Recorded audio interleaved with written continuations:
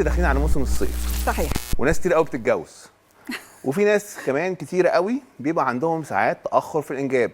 يجوا بعد الجواز يبتدي كل يعدي شهر شهرين ثلاثه، يجوا الاهل يسالوهم ها ايه الاخبار؟ حصل حمل ولا لسه؟ انتوا متاخرين كده ليه؟ صحيح. دي بنت خالتك حملت وبنت عمتك خلاص قربت تولد، ويحطوا عليهم ضغط رهيب. هنستغل بقى وجودك النهارده معانا عشان نتكلم على اهميه التغذيه وعلاقتها بالخصوبه. ايه راي حضرتك في الموضوع ده؟ علاقه مزدوجه زي ما قلت في المقدمه. التغذيه تاثر على الخصوبه والعكس صحيح، وده مهم قوي. ازاي بتاثر؟ مهم جدا ان احنا نحسن الخصوبه بالتغذيه السليمه ونمط الحياه الصحي.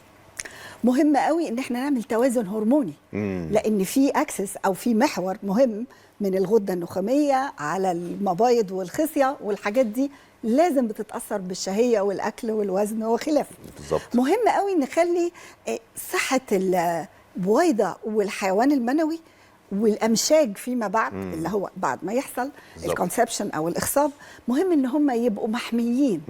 لو في سمنه مثلا هيبقى في اجهاد تاكسدي، يعني هيبقى في التهاب، فمجرد وجود الالتهابات هيأثر.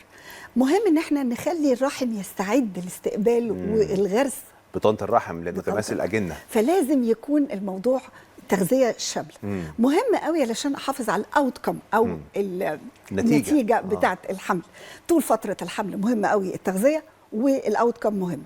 ان انا ادي تغذيه متوازنه ده هايل بالعناصر الغذائيه الكامله اللي هي الكربوهيدرات، وما تكونش طبعا الا معقده او مركبه، صح. وتكون الجلايسيميك اندكس او المؤشر السكري بتاعها المنخفض. مهم قوي البروتينات عاليه الجوده، وده هام جدا. مش ضروري تكون حيوانيه قوي، لا، بس الحيوانيه طبعا عشان مطلوبه تكلفة يعني. علشان بس هي علشان الاحماض الامينيه الاساسيه موجوده في الحيواني بس. مش ممكن نجمع شويه حاجات من النباتي، نعمل طبق كشري مثلا، هيبقى كويس قوي.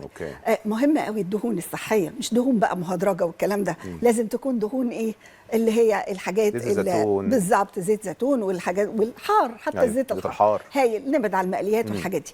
تعالى بقى المغذيات الدقيقه. اولها واهمها الفوليك اسيد او حمض الفوليك. حمض الفوليك يا جماعه علشان الطفل وهو لسه يا رب بنقول يا هادي فيه، علشان يطلع سليم من الانبوبه العصبيه. حمض الفوليك. وفي ناس، تخيل يا دكتور عمرو وحضرتك اكيد بتعمل ده، بتقول للمراه قبل ما تحمل اصلا ممكن تزود شويه في حمض الفوليك. بنديها فوليك اسيد 3 شهور قبل ما تحمل. صحيح. ولو هي هتعمل IVF او اخصاب اللي هو اخصاب مساعد. بالظبط. فده مهم قوي. مهم اليود علشان كمان مخ الطفل وذكائه. مهم الحديد والفيرتين، مهم قوي مخزون الحديد نشوفه. مهم جدا الحاجات البسيطه بقى زي السيلينيوم والزنك والحاجات دي بنحتاجها ضروري. فيتامين د حدث ولا حرج، وهو مايسترو الجسم.